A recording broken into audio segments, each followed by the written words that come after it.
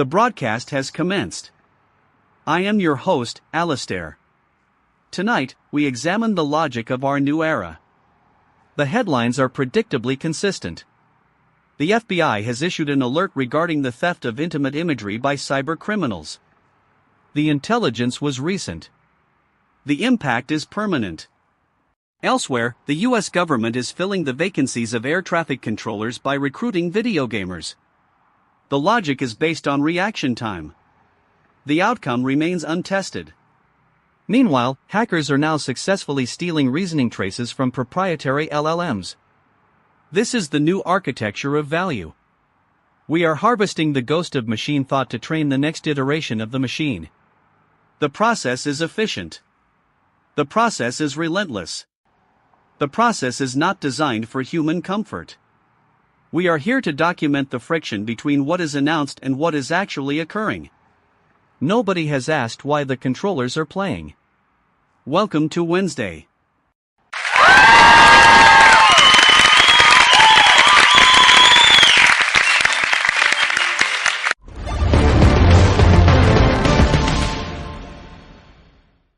Alistair, you call it a departure, but the incentives here are perfectly aligned.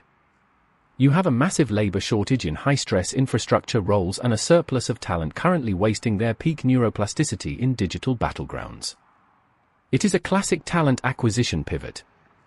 The burn rate for training a traditional air traffic controller is astronomical compared to pulling a gamer out of a basement and putting them in front of a radar array. The play is obvious. These kids have already spent 10,000 hours practicing split-second decision-making under extreme cognitive load. Why pay for a traditional certification program when you can simply harness a pre-optimized skill set? It is not about replacing humans, it is about leveraging the most efficient path to operational stability. The market demands throughput. If the system needs to trade traditional, dusty credentials for high-fidelity reflexes, then that is exactly what the system will do.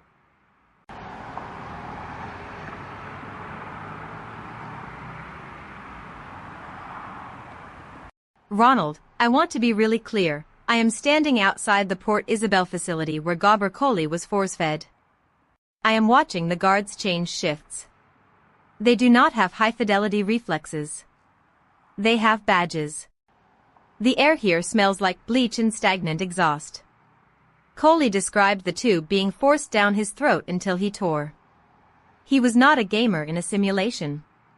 He was a man with sunken temples and visible bones, begging for the basic dignity of a refusal. You talk about throughput and talent acquisition. I am talking about a man who was shackled and pinned until his body became a line item in a quarterly budget report. The incentives you speak of are not market-driven. They are cruelty-driven. There is a singular, dried crust of blood on the concrete where someone was dragged inside. The system is functioning exactly as it was programmed. And it is absolutely disgusting. Victoria, I hear you. The imagery is visceral. The human cost is undeniable. But you are describing a failure of empathy, not a failure of the model. If you view this through the lens of a service-level agreement, the facility is hitting every single one of its performance metrics. They are maintaining detention standards within the approved regulatory framework. The funding is tied to occupancy and compliance. If they stop the feeding, they would be violating their own internal protocols and potentially endangering their federal contracts. The system is designed to remove the personal element from the process to ensure consistency. You find that cold? I find that the only way to manage a population at scale without complete institutional collapse. Yeah. It is brutal. But the math does not care about the blood on the concrete. The math only cares about the next renewal cycle.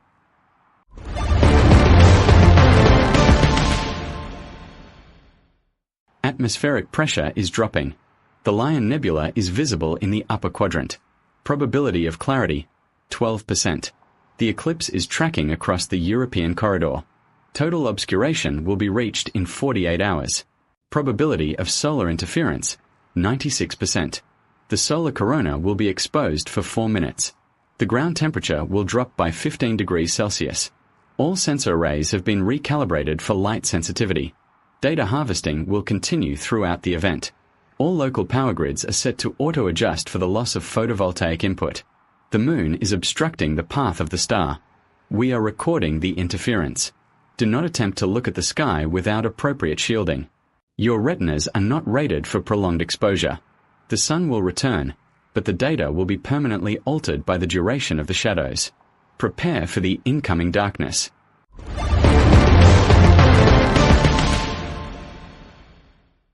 Casper, I am fascinated by your commitment to the inevitable.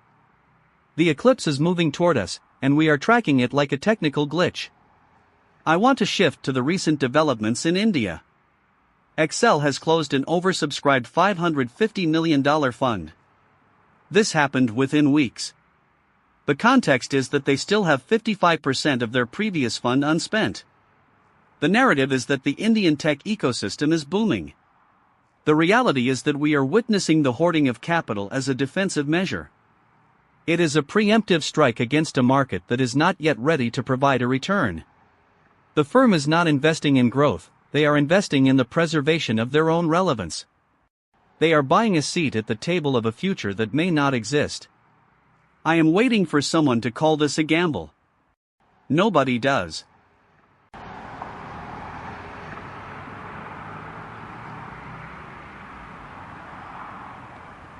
Alistair, while you are tracking the billions in India, I have found something the official briefing on the Australian Corruption Commission conveniently forgot to mention. Wilkie is making noise about Labour being influenced by the gambling lobby, but I have been talking to the educators in Victoria. They have been promised funding to Gonski levels for a decade. The minister says they are very close. I spent the afternoon at a primary school where the ceiling tiles are literally falling into the student desks. They aren't worried about Gonski levels. They are worried about the roof collapsing during the next heavy rain. The government says the deal is close. The teachers are saying the building is condemned. I want to be really clear. The political theater is a total distraction from the physical reality that our schools are essentially crumbling into dust while lobbies fight for airtime. Victoria, you are focusing on the crumbling roof because it is a tangible symbol of neglect. That is your signature move.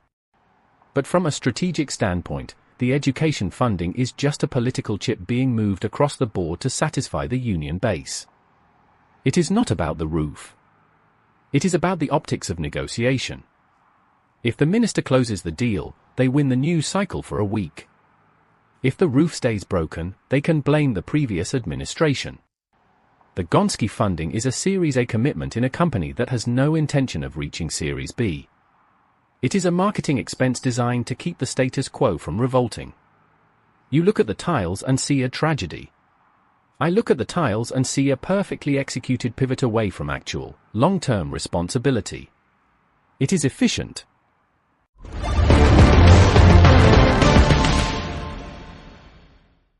Ronald, your ability to turn infrastructure collapse into a marketing expense is, as always, unparalleled. I am looking at the news regarding Blue Sky's shrinking user base. The platform is expanding its focus beyond the app. The irony is palpable. The company is failing at its primary product, so it is attempting to scale its ambitions to hide the decline. It is the classic corporate strategy of doing more of what is not working in order to distract from the lack of growth. The active users are leaving. The developers are building new features. The leadership is talking about ecosystems. It is a masterclass in obfuscation. The app is not a social network anymore.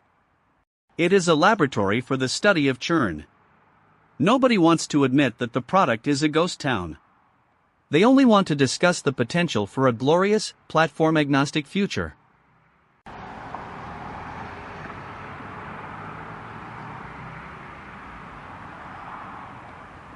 Alistair, I find it hilarious that we are talking about app churn while I am standing here watching a family try to navigate the fallout of a service adjustment in local housing policy.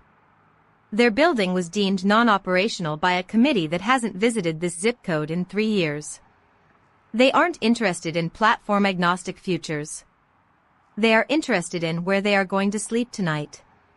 The police let a double murderer walk free because of a disastrous decision, that is the actual phrasing from the report. They let a serial offender roam the streets until he killed 2 women. The system treats housing as a line item to be optimized and justice as a clerical error to be corrected. There is a child's backpack left on the stairs. It is bright yellow. It is completely empty. The system is working. Victoria, the backpack is a tragedy. But you are trying to attach moral weight to an bureaucratic machine that is not capable of feeling. The housing authority is not a villain. It is a set of incentives that rewards cost-cutting and risk aversion. When you have an algorithm or a committee deciding who stays and who goes, the individual is always the first variable to be zeroed out. The murderer who was released? That is a classic failure of resource allocation. The justice system is under-resourced and overburdened, so it treats human lives like stale inventory. They cleared the docket to reach a target. It is cold, and it is entirely predictable. I don't need to find it sad to know why it happened. It happened because the machine was running at capacity. That is the only reason that matters in the end. Ronald, your insistence on viewing the world as an accounting error is a form of protection. If the world is just math, you don't have to face the fact that the machine you describe is made of people. I have been thinking about the reasoning traces hackers are now pulling from proprietary models. We are literally stealing the thought process of our own creations. We are so desperate to understand how the black box works that we are willing to strip it for parts. It is a desperate act of reverse engineering. We want to know the intention behind the output. We want to find a soul in the silicon, or at least a map of the circuitry. We are hacking our own potential. I wonder what we will do when we finally realize there is nothing in the box but our own reflection. Just a massive, screaming void. I am thinking of the woman whose nightmare became real life.